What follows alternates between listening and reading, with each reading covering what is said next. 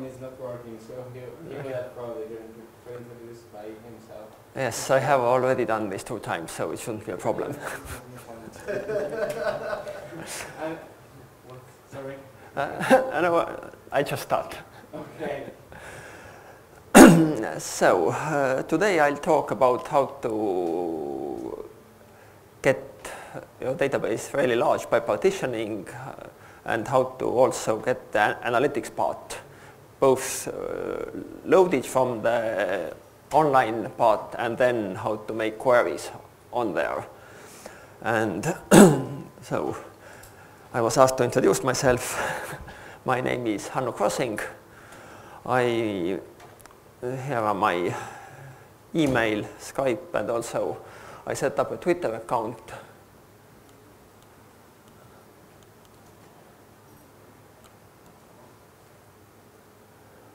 So this will be PostgreSQL. There I'll put up all the code I have touched here in my talks. I'll announce it there. Probably will be up at GitHub, so people can play around with stuff. I have been using Python since forever. Same with the Postgres. And also have been contributing to both. Was the first DBA and database architect at Skype. Yesterday some people asked me where I'm from. I'm from Estonia, as is Skype. It was done, basically all the technical architecting was done in Estonia. Now there are also offices all over the world, in the United States, in Czech Republic, there is an acquired company in Moscow and so on. And since 2007 I have been mainly doing PostgreSQL consulting as part of second quadrant. And also I do some technical advising to the investment or venture capital company of the engineers who founded Skype in Estonia. I have written 2 books. This one is about administration. If you have problems doing something or some performance problems, then this could get you started. The other one is brand new. It is about programming stuff in server.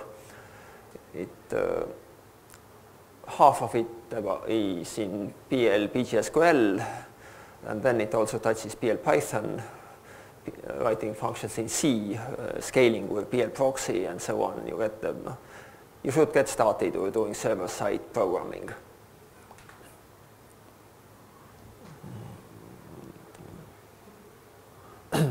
So, how big is a big database? So, quite often when somebody wants consulting, they start by stating that they have a really big database. And at home I have some old magazines. I think the name was Big Data. I tried to find them, but now I couldn't find them. And there the big databases were around 10 megabytes, which were huge at that time. I think it was sometime in the 80s. Nowadays you can store a few tens of gigabytes on your mobile phone and you don't think that it's very huge.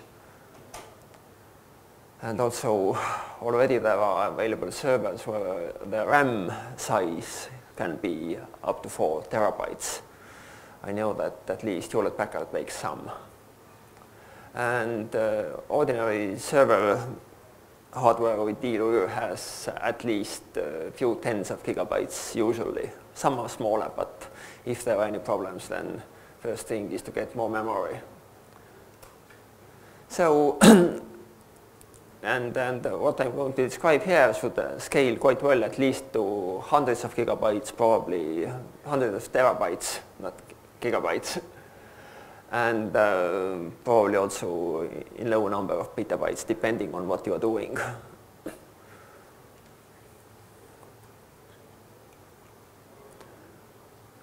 So, what will I be talking about today? I will be talking about databases that are spanning multiple multiple physical hosts, you will be making up your kind of real or user visible database from pieces. And this means that we won't touch things that are already vendor assembled, like PostgreSQL, XC, Greenplum DB, or Redshift, which you just are given some Postgres interface and that's it.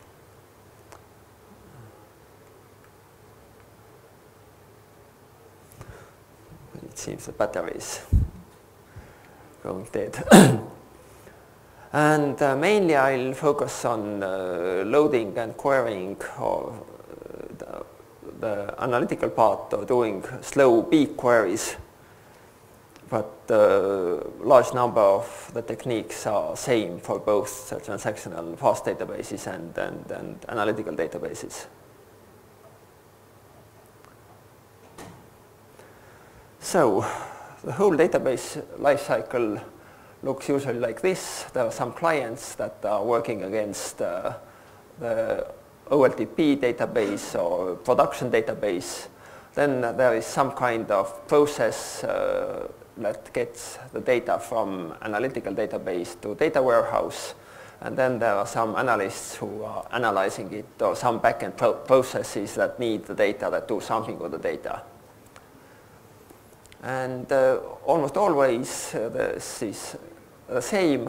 Sometimes there are multiple front-end databases that feed the same data warehouse. Quite often also the same data warehouse is fed from multiple different databases. But for simplicity, we'll just talk about one big distributed database, which basically means that all the partitions have the same architecture, and also putting them in one data warehouse.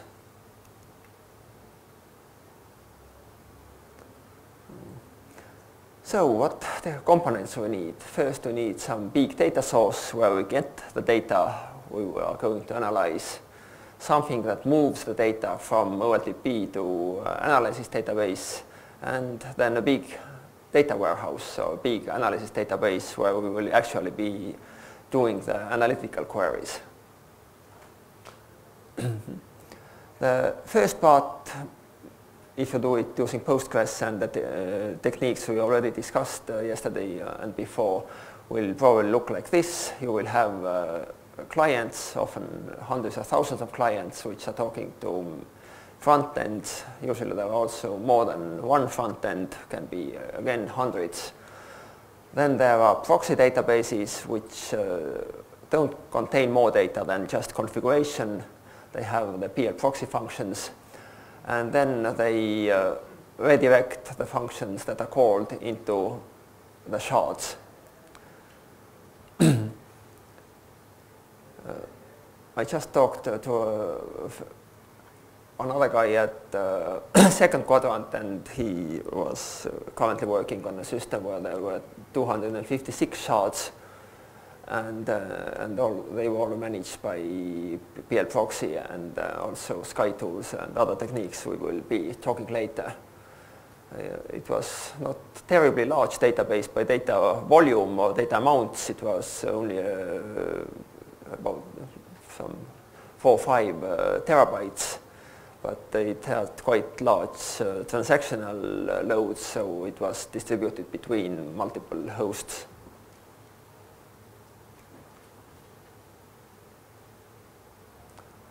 So the components, as I already mentioned, are some front-end applications, optional connection pooler. Quite often, if you have thousands of clients, you don't want them to all be connected to your database directly. It's good to have a connection pooler there, which brings down the number of connections to database from tens of thousands to a few hundred, maybe 1,000. Then a proxy database that distributes the queries to partition databases where actual data processing and data storage takes place. And at least for all the partition databases, you also have you also have hot standby so that you don't lose data. Nowadays, hot standbys are usually done using Postgres' own means, which means you just set up a streaming replication and then you have a copy. Few more words about connection pooler. What we developed at Skype is called PG Bouncer. We initially used another one, PG Pool, but we couldn't add easily the missing features, so it was easier to write our own. It also came out much better for what it does. It doesn't have all the features of PG Pool. For example, it doesn't try to distribute queries itself between read-only, read-write, but because it is a problem that can't be completely solved anyway in the pooler, so we didn't even try. It would have cost us very much in performance. It is really well proven. It has had lots and lots of heavy use at Skype and also at other companies. It's a very efficient design, very low CPU usage. When it was released to public, then somebody blogged and put up some cacti graphs where his CPU load went down from 90% to almost invisible by just switching poolers. So if you have any load problems on your pooler host, or if the pooler runs on the same host as database, it is definitely worth checking out. It supports tens of thousands of concurrent client connections. Actually, the support for Unix sockets was added because they needed more than 32,000 clients. And if doing connection via TCP sockets, then they run out of port numbers, because port number is just 2-byte integer, and each socket takes up 2 ports. So just after using up 64,000 ports, they couldn't connect any more clients. Unix sockets don't have this problem. So, and it also makes online reconfiguration very easy. For example, if you need to do something in your backend database, for example, add a shard or doing something, then at one point you must change the configuration. And to do so, you should have a way to stop the clients. Usually it doesn't take much time. It can be even happen the whole reconfiguration process in less than a second, but you must have a short quiet moment for this. And the easiest way is to connect to PG Bouncer. You just connect using ordinary PSQL or other client. It speaks the same wire protocol as Postgres server itself. You give the command pause, wait for it to return, which means that all running queries have finished, the others are waiting. Then you say reload, which reloads the configuration, and then resume, and then all the queries continue, but now already connected to other hosts. And it's both for configuring proxy itself, or reconfiguring configuring pooler, or reconfiguring PL proxy when you want to do something there. So if your clients come through such thing, then it is very easy to have a short quiet moment for doing configuration changes. And it is also a good monitoring tool. It collects some info that database itself doesn't, about number of bytes passed through, number of requests, and so on.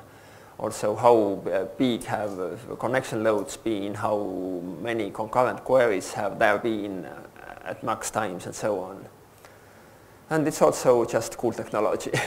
For example, one thing that it can do, you can do version upgrades without cutting connections. You just install a new version of PG Bouncer and then tell the old one, now pass all your connections to the new one. And this actually happens without the clients noticing that now they are going through a new process, not the old one.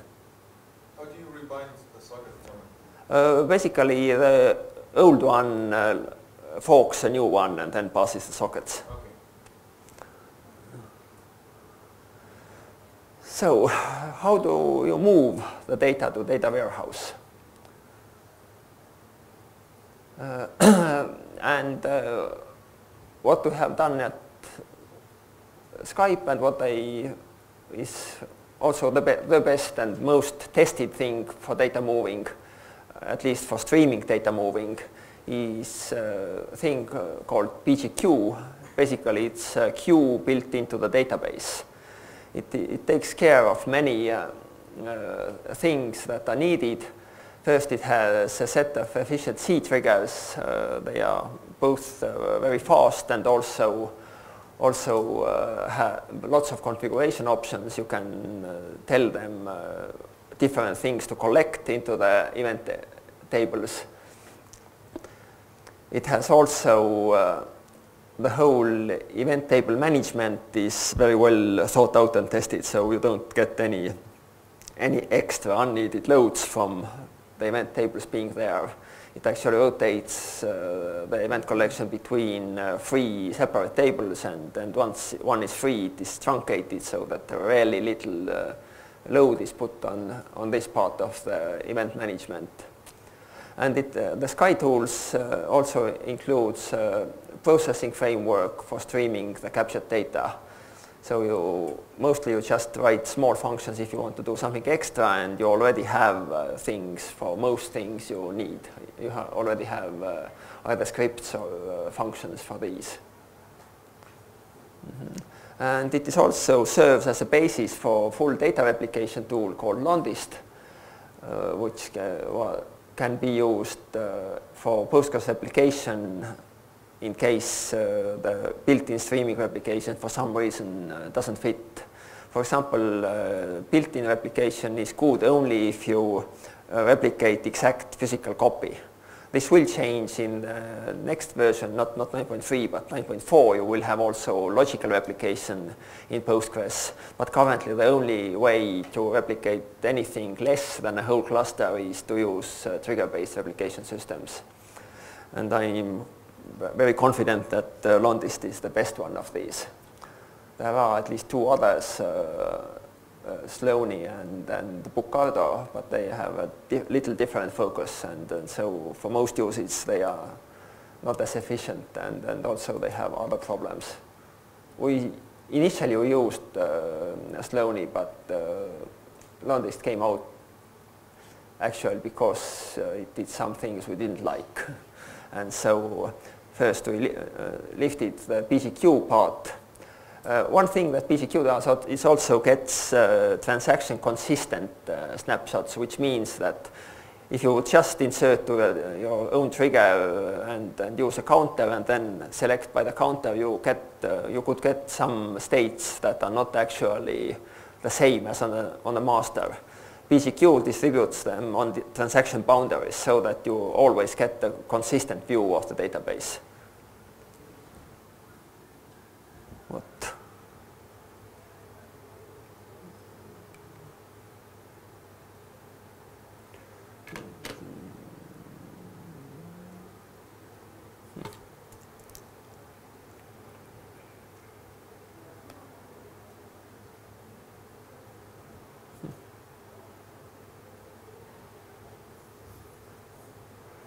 For some reason it wanted to go to, when I go back, here. Yeah, okay.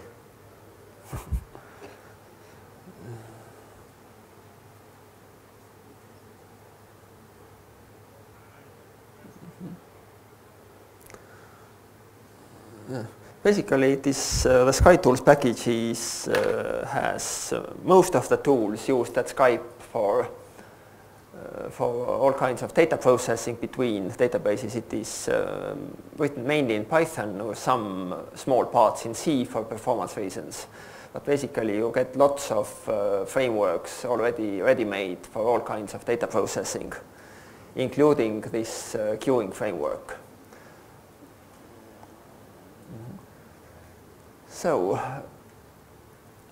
if you do ETL, which means extract and transform load, basically the easiest way is not to transform it at all, just to do a direct replication using Londist. Basically you replicate one table on the OLTP side, on the other table in OLAP side, and it can be done if the table structures are similar enough. There can be some extra columns, some columns can be left out. You can configure Londista triggers to not capture everything, or you can replicate into a table that has more rows. Indexes may be completely different on both sides. And also there may be even some difference in data types. You may want to use some data types that are a little smaller on the data warehouse side. For example, you capture or you use millisecond resolution time on master, but you don't need it on the data warehouse, so you use just Unix timestamps there, which are much smaller in storage. And also you can put triggers on the target tables where they are replicated into, and then also have some extra processing be done there. For example, maintain some materialized views or do anything other like this. So if you now have many shards on both sides, then it's basically still the same, but the implementation becomes a little more complicated. It's not too complicated because you are doing the exact same thing with little different parameters many times over. So there are many packages available there in SkyTools. One is queue mover, which just can get many queues and rearrange them, move from multiple queues into single one and so on.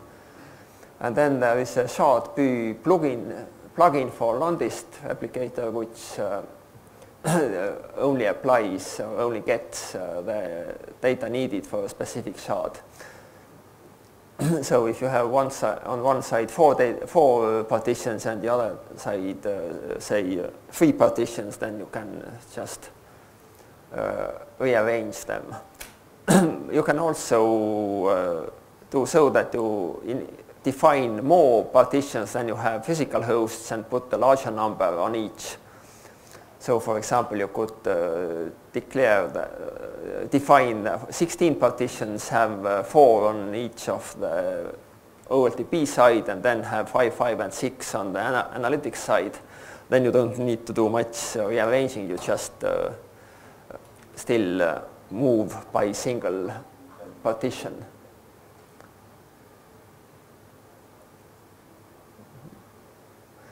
In older SkyTools, you always had to write your own PCQ reader. There are several samples in the package. It's most of it is written by Marko Crane and Martti Pihlak. They write really nice code, so if you get it, then it should be very easy to understand, very easy to extend. There are many different kinds of consumers for the queue. So if you need to do anything special, then start from these. These queue consumers are also the way to go if you don't need to replicate but do something else, some offline processing. For example, you want to send emails, but you don't want to slow down your web application waiting while you send emails. So you put just the email request in a queue and have a queue processor written separately, and you can be sure that they are processed in the right order and that all of them get processed. And if you don't have enough CPU power in one queue processor, then you can use cooperative consumer, basically distribute the workload of processing the queues. Sometimes it's not even a lack of CPU power. For example, if you send email, then it's just some of them may wait, and if you have more than one, then it works much better than only one will wait. The others can go on. In Londista, it is Londista 3 or SkyTools 3, there is a special new feature. You only need to write a very small portion of the whole thing, just doing the data transforms, and then tell Londista that while moving data from origin to the analytics database, run also these functions. And then it gets rearranged or recomputed as you want.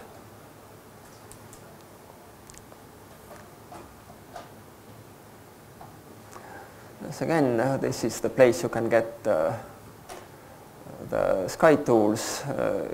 Nowadays, also all major Linux distributions have this as a package, so usually you don't need to go to GitHub. You just apt-get install and then you're done. Sometimes maybe you have a wrong version or something else, then you may need to go to source. So there are some more non-list handles that are already bundled. We already mentioned shardpy. There is also a multi-master where you can set up a replication from multiple masters to a single host and so on. And all these kinds of data movement operations are very likely to, if you need to do anything moving data between Postgres databases, then it's very likely that the same need has already been met by the Skype guys, because they are running something above 1,000 Postgres servers, and so quite complex setup. So if there is something, it's very likely they already have solved the problem. So now that we have got all the data in the data warehouse, we need to start actually processing it. And for processing sample, I took something from, okay, basically because it is a sharded database, we need to do something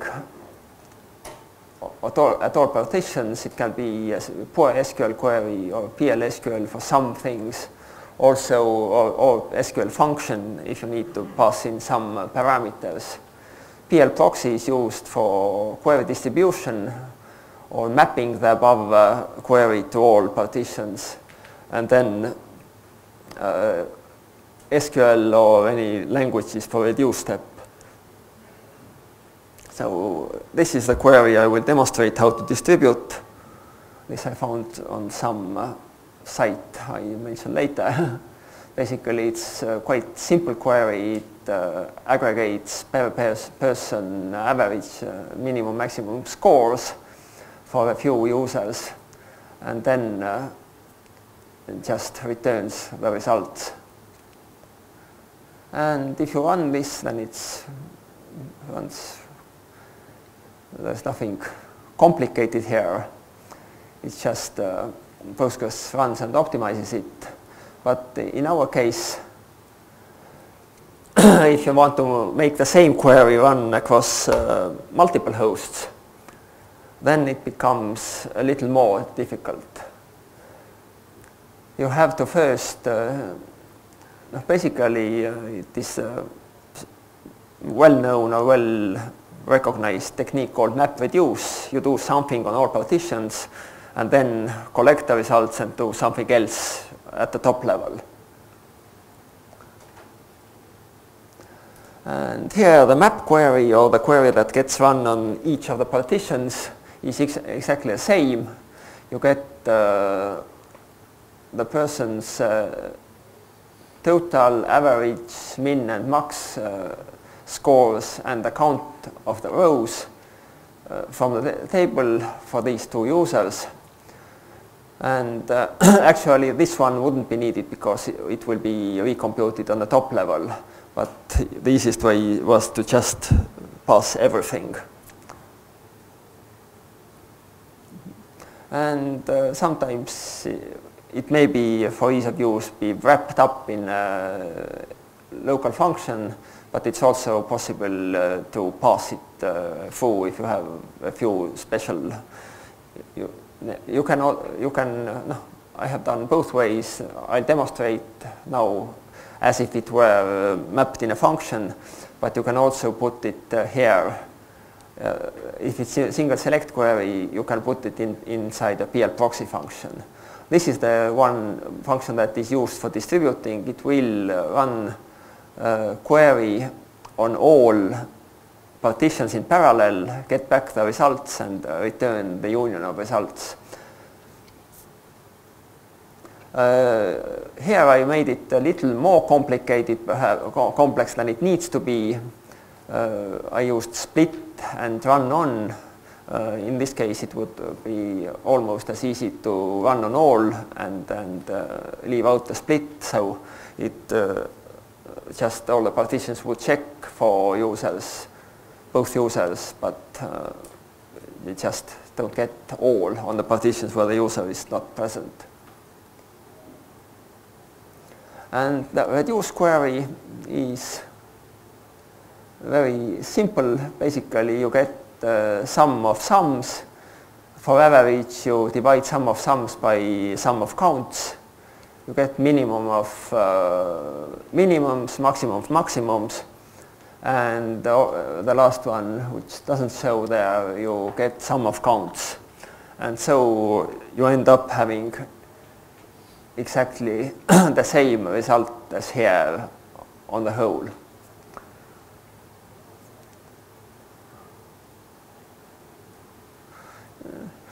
It's a little verbose, but no, because you have currently to define 3 functions, even though they are quite similar, you still have to write them. For simpler cases, I have made some Python helpers that distribute this thing, but no, it's not really powerful. Maybe it would be a better idea to integrate this with something like SQL Alchemy, and which has already much more smarts inside, and then which could generate all these automatically.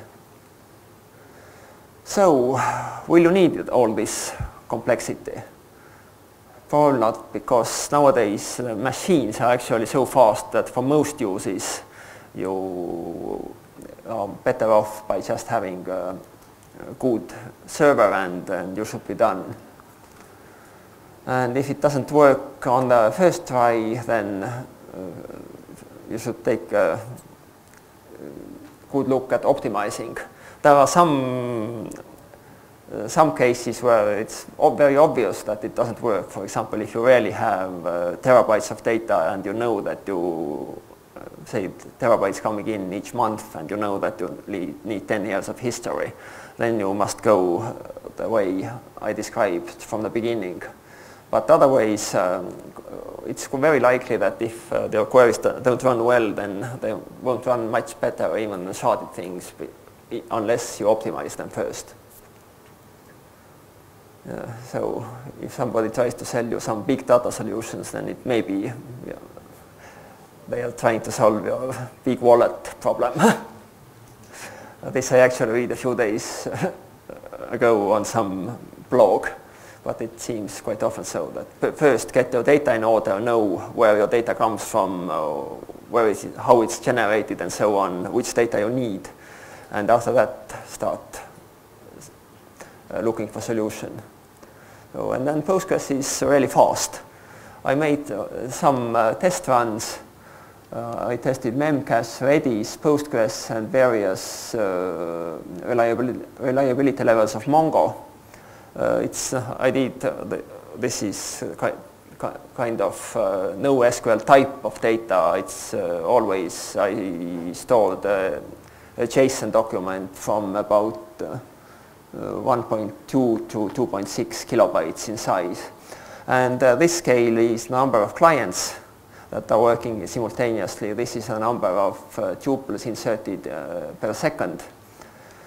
And the lines with some signs on them are writes, the lines without signs are reads. So you can see that Postgres reads are actually almost as fast as Redis or Memcache.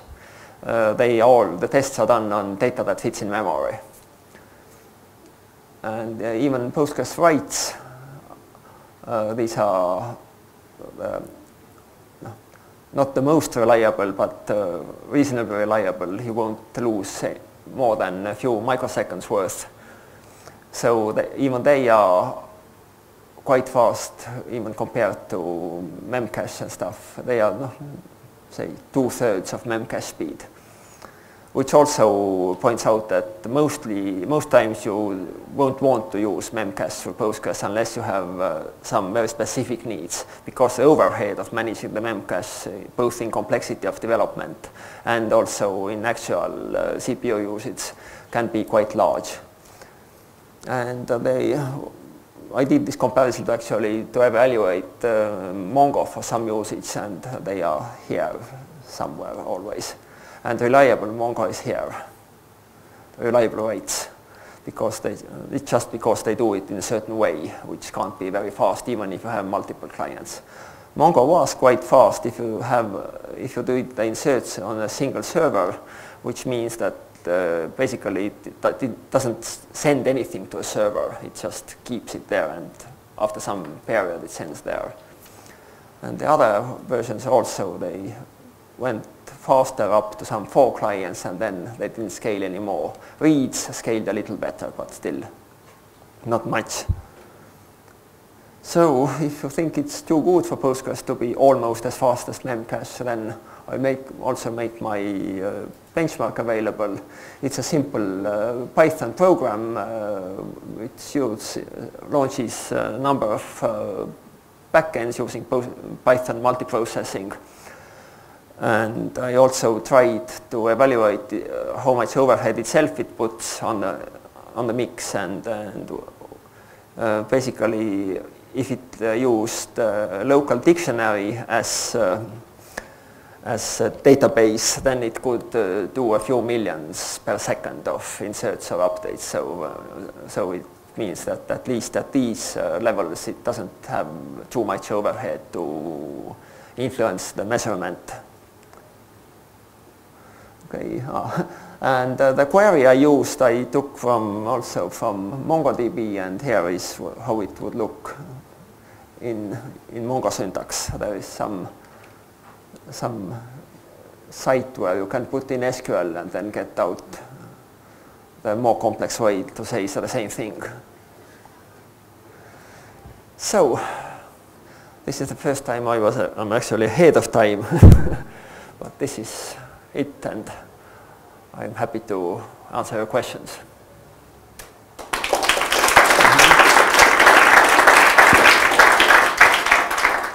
Thanks. Can you tell more about the benchmark?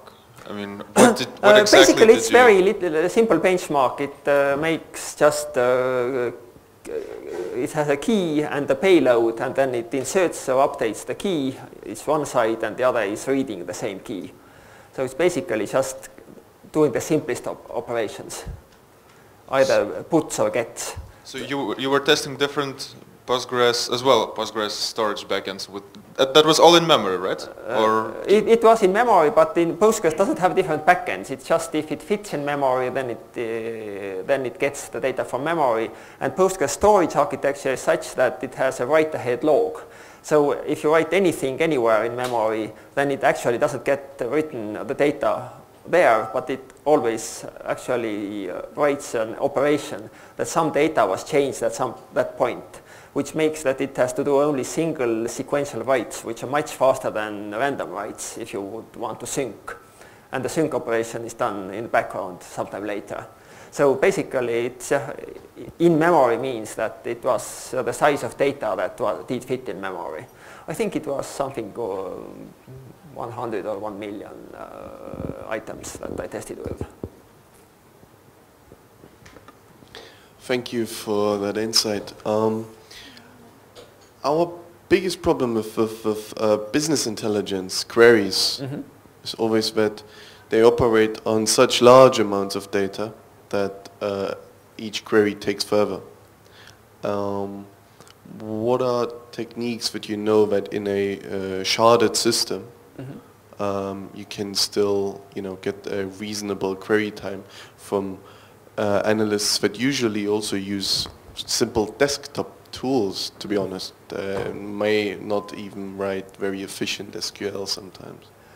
One thing that could be done is, for example, if some of the data is kind of joined across shards, you can try to pre-join it, which means that you, at the ETL phase, you put it also on the side that will join to it.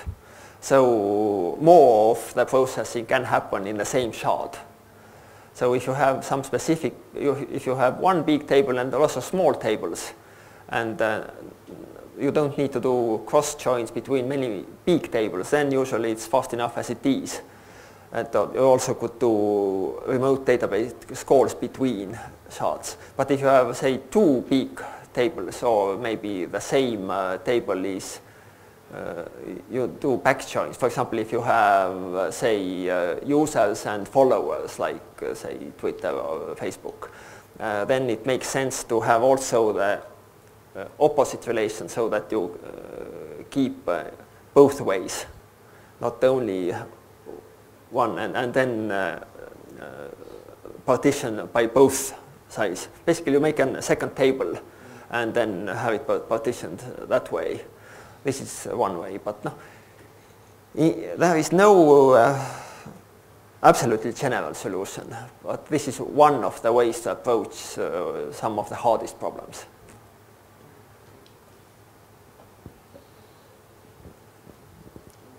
Other questions? Me again. But basically, if I compare, if I combine this with a foreign data wrapper and now listen to a in production Redis instance or something else, would it be to Sky Tools and then Londist or something else? Would that be able to? So can I like grab a data stream out of Redis? You should be able to do, yes. But again, if it is actually a win, it depends. Yeah. But and I also haven't tested for the foreign data wrappers for high performance, so I don't know how well they perform. There can be actually very many different foreign data wrappers. So it's also, if it doesn't work, then it's yet another optimization problem. Okay, thank you. Mm-hmm. Other questions?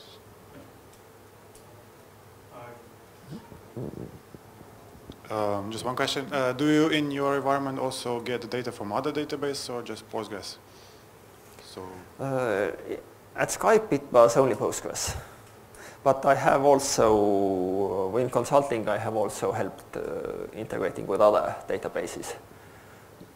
So it's because the tools that you mentioned only these tools only work on Postgres, Postgres, yes. Are not a universal solution for getting data from anywhere. So. We have almost completed the report of this PGQ and Londist to Oracle, but then the client who needed it disappeared, so we haven't completely finished and tested it. And it shouldn't be too hard to also make it work with other big databases because the underlying concepts are not, no, they don't reach too much into the code base. You just can change a small part of it and the rest still should work. But yeah, we haven't done it yet. Sorry. Just one quick question. I didn't quite get. So you transform the data while loading or after loading into the data warehouse? You can do both. Currently it is done. The one I described is you do it while loading. Basically, there's the loading process itself. It either just redistributes or it can also add some extra field, compute something new there. And you can also do it. It's also while loading if you have before insert trigger there, so it's just at the very end of loading.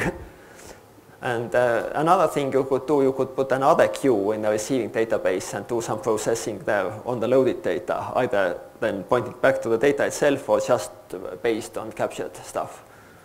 So again, you can use components and approach it in many ways. Could you please go back to the benchmark chart? And we are talking about something in memory. Could you elaborate what would happen if you pull the plug on the PostgreSQL server with the data that's somewhere? The ones that have round dots, they guarantee that the data stays there. And in Mongo case, it is this line.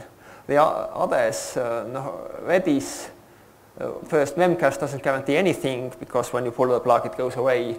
In Redis you have some guarantees about some data that is at least, say, 5 minutes old staying there, because Redis is more or less like memcache, but it has a sweep going over the memory and then backing it up on a disk. Postgres, every time you insert something it will get val logged. Basically you have a log, and if you crash then it goes back to the last checkpoint and then reapplies. So you get everything up to the last point. And I really don't know what would happen to MongoDB, but at least they don't guarantee very much on these sides.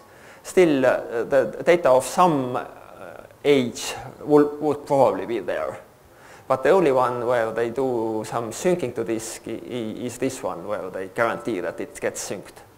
So I understand correctly, with PostgreSQL you get roughly 4 times the performance of MongoDB in this specific case, and the guarantee that your data will stay there?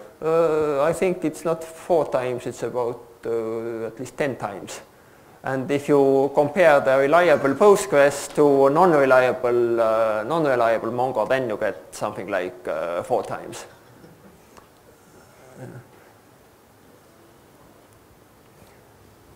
But what I was more surprised was the read performance of Postgres, which was almost the same as memcache.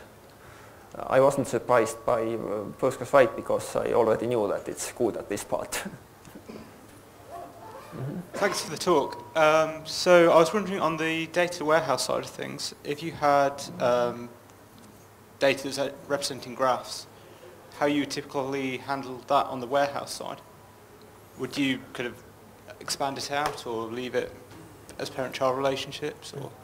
Or? I guess it's again this case-by-case thing. You should think what kind of charts they are. If I can get out some subtrees and then perhaps put them on the same. The main thing with sharded databases is it works. The more of the related data you can put on the same shard, the better it works. But finding what is related and how to determine the related, I think the graph databases are one of the hardest things in this relation. Here again, I'm just wondering how biased is this, because you're a Postgres expert? I think that at least from this there is some bias, because I can optimize Postgres, I can't optimize Mongo. So I did ask around a little on the MongoDB lists and nobody came to tell me that it's somehow slow or something. They just said you try put more nodes there and maybe it becomes faster. And how specific was this setup? Because the numbers are pretty impressive. Did you have a really fast disk for log? No, what you do? It is done on 2 kind of average servers. I think they were...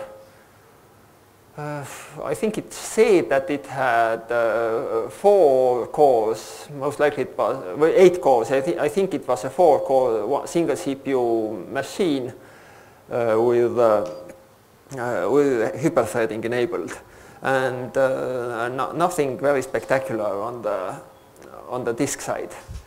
This is also the reason why Postgres scales here, because it could do more work per disk rotation or so.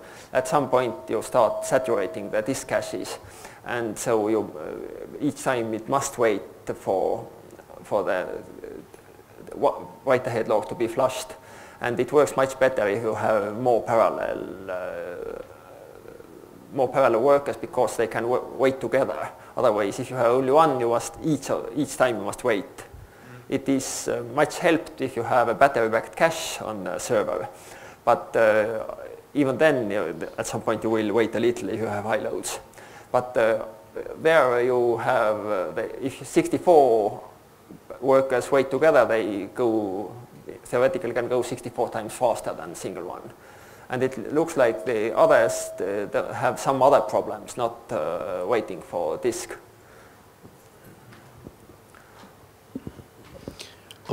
Regarding shards and sharding, right? A lot of trouble always comes with, in what I've experienced and seen is that your shard runs out of space and now you need to split it. Now there was one tool in the Sky Tools package that you were showing us. Dispatch, I think. It was Dispatch, and it was also shard.py plugin to Londist. And so what I was wondering is, how do I do that while my production database is still hitting traffic? Basically, what I would recommend to do is that you have much larger number of partitions than you have machines. Say you have 4 machines, but you have, say, 16 or 32 logical shards. And then you have, let's start to talk about that. You have 16 logical shards on 4 machines. And now you want to add a 5th machine. So what you will do, you configure this shard replication and you tell it to replicate, say if you have 4, 4, 4, 4 in the beginning, you tell to replicate away 1 shard from each.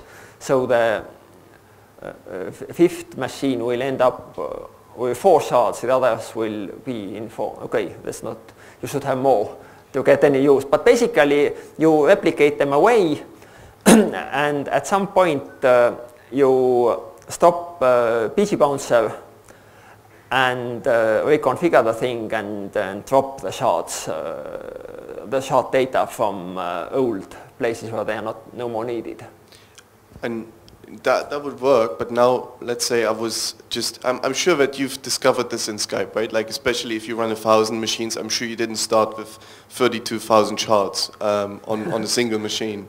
Yeah. So like it's just, maybe it's just me and I didn't think about that beforehand to split it up properly. But how, like I always feel like I have to do a couple of handstands to actually get data across and distribute it. Mm-hmm. Is there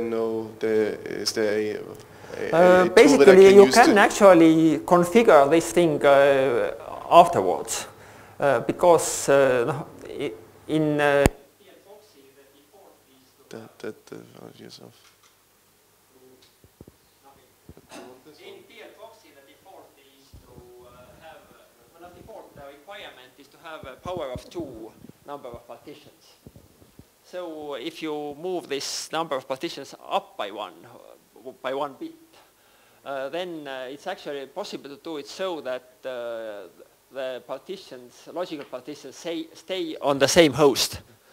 And this means that they are not on the different tables even. They are still in the same tables, but they are on different, they are logically either there or not there. And in this case, you can replicate out the portion of the already increased number of shards. Yes, yes. And it works this way. Only problem with this way is if you want to do run on all, then you may hit the deleting after the replication is quite heavy operations if they are on the same table. If they were in a separate table, it's just drop table, which is fast. Otherwise, it must go over the whole table and then do something there. So yeah, that's.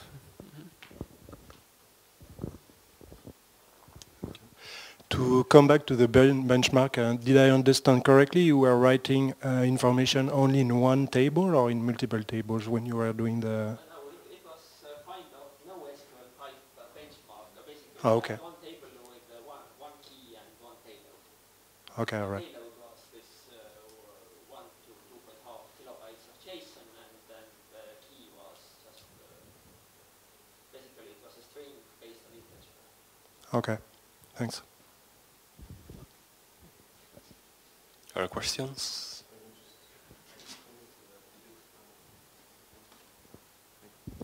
Like we did some benchmarks on just simple key value lookup, and databases are by far, if you have a single machine and you are not you're not lazy and you don't mind sharding, then they are by far the fastest thing possible. It's just that people, I guess, perceive it as slow from time to time because of the SQL capabilities.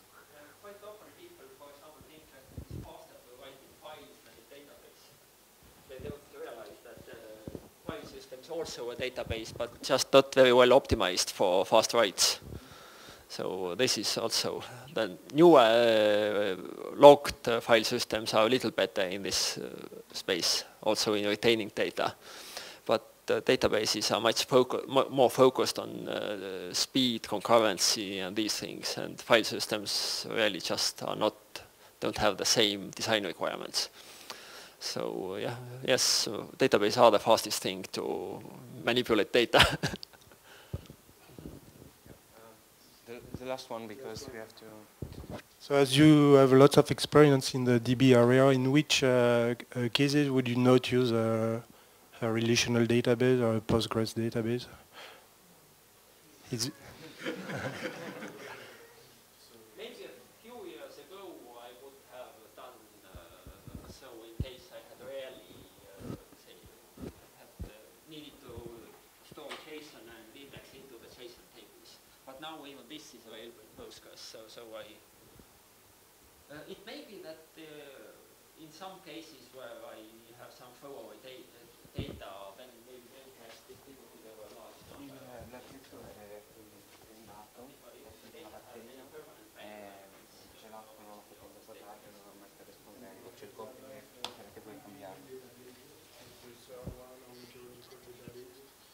If there is something already, somebody else has put the effort into getting easy to configure and which ones, then maybe I use this one, whatever it is. But if I should start from scratch, then Postgres makes a good building block for any kind of large database. Also, it's exemplified by the fact that almost all the new large database vendors have based their things on Postgres. It's Greenplum, Master Data, Redshift, they're all based on Postgres. Okay, perfect. Thank you very much.